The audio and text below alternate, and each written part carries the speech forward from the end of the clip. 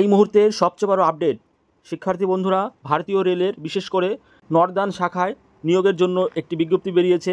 কোন পোস্টে নিয়োগ হবে? দেখো, গ্রুপ সি ও গ্রুপ ডি এই দুটি পোস্টে নিয়োগের জন্য বিজ্ঞপ্তি বেরিয়েছে। খুব ভালো সুযোগ তোমাদের জন্য। দেখো বন্ধুরা, রেলওয়ে কিন্তু সেন্ট্রাল গভর্নমেন্টের জব, স্যালারিও সবসময় ভালো থাকে। শিক্ষার্থী বন্ধুরা, আজকের এই প্রতিবেদনে আমরা এই অফিসিয়াল নোটিফিকেশনটা বিস্তারিত বিশ্লেষণ করে দেখব যে কোন কোন পোস্টে নিয়োগ হচ্ছে, কিভাবে আবেদন করতে হবে, কি কি যোগ্যতা মান রয়েছে, বেতন থেকে শুরু করে সমস্ত কিছু ডিটেলস আমরা এই ভিডিওতে আলোচনা করব। তাই শুরু থেকে শেষ পর্যন্ত ভিডিওটি দেখবে। আর আমাদের এই চ্যানেলে নতুন হয়ে থাকলে অবশ্যই চ্যানেলটি সাবস্ক্রাইব করে নেবে। শিক্ষার্থী বন্ধুরা, সজল এক্সক্লুসিভ ইউটিউব চ্যানেলের পক্ষ থেকে আরও একটি ইনফরমেটিভ ভিডিওতে তোমাদের সবাইকে স্বাগত জানাই। দেখো শিক্ষার্থী বন্ধুরা, রেলওয়ে রিক্রুটমেন্ট সেলের পক্ষ থেকে একটি অফিসিয়াল নোটিফিকেশন পাবলিশড হয়েছে। আমরা দেখে নেব বিস্তারিত কোন পোস্টে রিক্রুটমেন্ট হচ্ছে। দেখো, recruitment against scouts and guides quota. আমরা একটু ইম্পর্টেন্ট ডেডলাইনটা দেখে নেব। দেখো বন্ধুরা, এই নোটিশটি পাবলিশড হয়েছিল 21 মে, ঠিক আছে।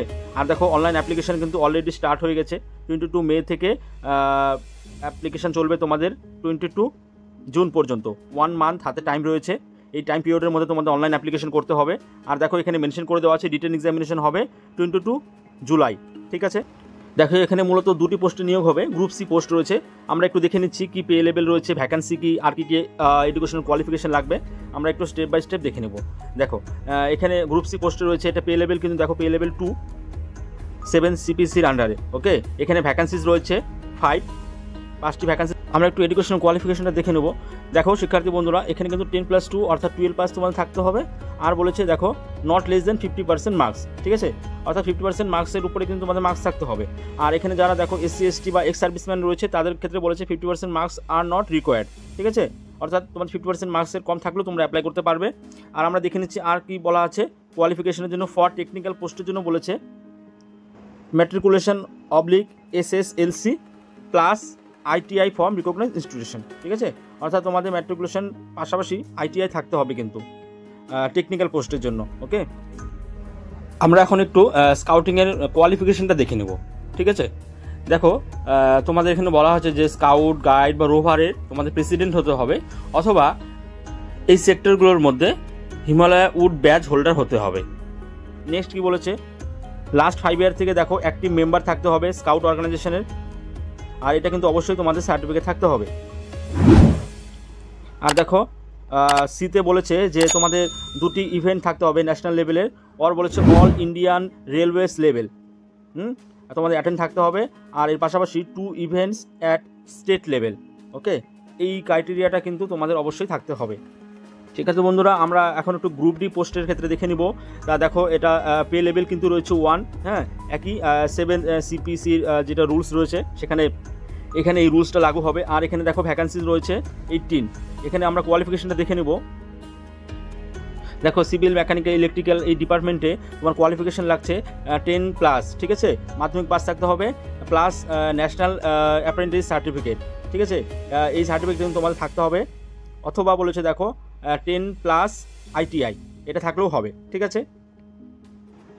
আর আদার ডিপার্টমেন্টের ক্ষেত্রে কি বলেছে, দেখো এখানে মেনশন রয়েছে 10 পাস অর ITI, ঠিক আছে। অর্থাৎ 10 পাস বা ITI যে কোনো একটা থাকলেই কিন্তু হবে। আমরা একটু গ্রুপ ডির যে স্কাউটিং কোয়ালিফিকেশন রয়েছে সেটা আমরা একটু দেখে নেব। দেখো, এখানে বিভিন্ন সেকশনগুলো রয়েছে, স্কাউট, গাইড, রোভার, রেঞ্জার, হ্যাঁ, হিমালয়ান উড ব্যাচ থাকতে হবে এই সেকশনগুলো আন্ডারে তোমাদের, ঠিক আছে। আর কি নেক্সট কি বলেছে, দেখো 5 ইয়ারের তোমাদের অ্যাক্টিভ মেম্বার থাকতে হবে স্কাউট অর্গানাইজেশনের। দেখো আর কি লাগবে তোমাদের, দেখো ন্যাশনাল লেভেলের 2টি ইভেন্টে তোমাদের অ্যাটেন্ড করতে হবে, অর বলেছে, অথবা যদি এটা না থাকে তাহলে তোমাদের অল ইন্ডিয়া রেলওয়েস লেভেল, হ্যাঁ, and 2 events at state level, ঠিক আছে। শিক্ষার্থী বন্ধুরা, আমরা একটু এজ লিমিট দেখে নেব। দেখো, লেভেল 2-র জন্য এজ লিমিট এখানে মেনশন করা রয়েছে 18 থেকে 30 ইয়ারের মধ্যে তোমাদের ইউআর ক্যান্ডিডেটদের এজ থাকতে হবে। আর SC STদের জন্য 5 ইয়ার অ্যাডিশন এবং OBC ক্যান্ডিডেটের জন্য 3 ইয়ারের অ্যাডিশন মানে রিল্যাক্সেশন, ঠিক আছে। এখানে মেনশন করে দেওয়া রয়েছে। আর লেভেল 1-এর জন্য এজ রিল্যাক্সেশনটা আমরা একটু দেখে নিই। এখানে রয়েছে 18 থেকে 33 year for UR candidate, okay. আর SC STর জন্য 5 ইয়ার রিল্যাক্সেশন অ্যান্ড OBC ক্যান্ডিডেটের জন্য 3 ইয়ারের রিল্যাক্সেশন রয়েছে।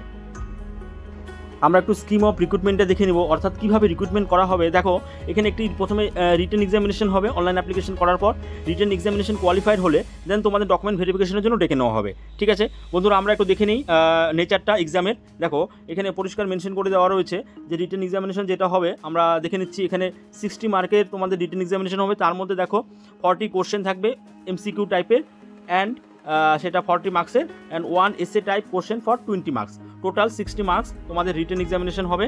ঠিক আছে, আর এটা কিন্তু দেখো level 1 level 2 both, scout and guide দুটার ক্ষেত্রে কিন্তু একই প্যাটার্ন। ঠিক আছে, চলো আমরা একটু দেখে নিচ্ছি। তাহলে 60 মার্কস হয়ে গেল অ্যান্ড 40 মার্কস থাকবে তোমাদের হচ্ছে সার্টিফিকেটের উপরে। ঠিক আছে, তোমাদের যে ন্যাশনাল লেভেল বা স্টেট লেভেলের যে সার্টিফিকেটগুলো এখানে স্টেপ বাই স্টেপ মেনশন করে দেওয়া রয়েছে।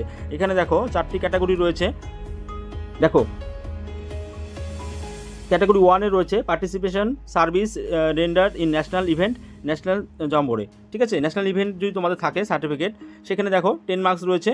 হ্যাঁ, তার মধ্যে দেখো যদি তোমরা 2 সার্টিফিকেট মিনিমাম এলিজিবিলিটি ক্রাইটেরিয়া, যেখানে মিনিমাম এলিজিবিলিটি ক্রাইটেরিয়া রাখা হয়েছে, আর যদি অ্যাডিশনাল একটা তোমাদের থাকে তাহলে তার জন্য তোমরা পাবে 7 মার্কস, আর যদি তোমাদের 2টি বা তার বেশি থাকে তাহলে তার জন্য পাবে তোমরা 10 মার্কস। ঠিক আছে, আর দেখো 2 ক্যাটাগরিতে রয়েছে participation service rendered in state events rallies, এক্ষেত্রেও দেখো 10 মার্কস রয়েছে মেনশন। তার মধ্যে দেখো ফার্স্ট 2 সার্টিফিকেট তোমাদের এলিজিবিলিটি ক্রাইটেরিয়া হিসেবে দেওয়া আছে, আর দেখো অ্যাডিশনাল ইভেন্ট হিসাবে তোমাদের যদি একটি সার্টিফিকেট থাকে 1 অ্যাডিশনাল ইভেন্টে রাখা হয়েছে 7 মার্কস, আর 2টি বা তার বেশি সার্টিফিকেট থাকলে 10 মার্কস তোমরা পাবে।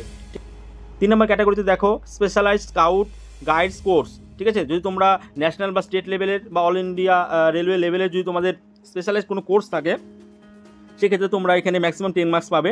তার মধ্যে দেখো একটি কোর্স থাকলে 7 মার্কস, আর যদি 2টি বা তারও বেশি কোর্স থাকে তাহলে তোমরা ফুল 10 মার্কস পাবে। 4 নম্বর ক্যাটাগরিতে যেমন দেওয়া রয়েছে পার্টিসিপেশন ইন ডিস্ট্রিক্ট র্যালিজ। ঠিক আছে, এক্ষেত্রেও দেখো তোমাদের একটি সার্টিফিকেট, সেখানে কোনো মার্কস নেই, নীল রয়েছে। আর যদি 2 সার্টিফিকেট তোমরা যদি প্রডিউস করো তাহলে 7 মার্কস পাচ্ছ, আর যদি 3 সার্টিফিকেট হয় সেক্ষেত্রে তোমরা 10 মার্কস পাচ্ছ। টোটাল দেখো 60 প্লাস 40, ওকে, রিটেন এক্সামিনেশন 60 আর তোমাদের সার্টিফিকেটে 40, টোটাল 100-এর মধ্যে তোমাদের কিন্তু এই সিলেকশনটা হচ্ছে। অর্থাৎ রিটেন এক্সামিনেশন আর সার্টিফিকেট মিলিয়ে 100-এ তোমাদের সিলেকশন প্রসেস হবে।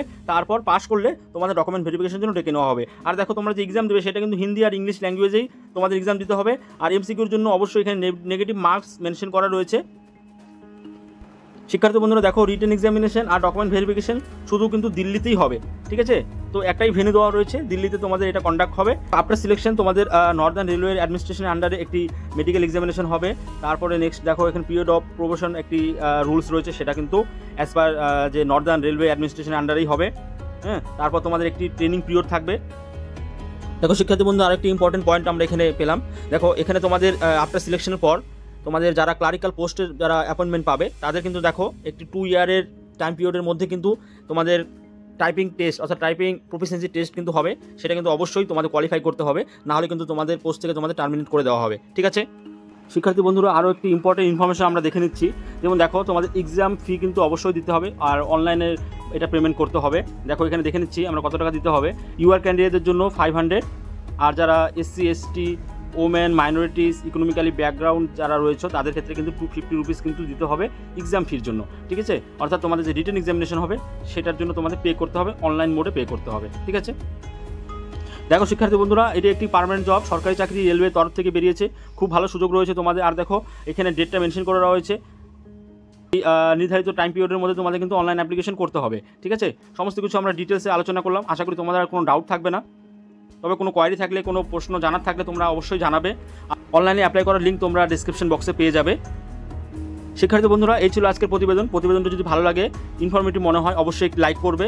আর শিক্ষার্থী বন্ধুরা তোমাদের কাছে একটি অনুরোধ যে তোমাদের পাশাপাশি তোমরা তোমাদের বন্ধু মহলের সাথে এই ভিডিওগুলো অবশ্যই শেয়ার করবে, যাতে যারা নিডি পড়াশোনা করছে, চাকরি পরীক্ষার প্রস্তুতি নিচ্ছে, তারাও যাতে সঠিক সময় সঠিক ইনফরমেশনটা পেয়ে যায়।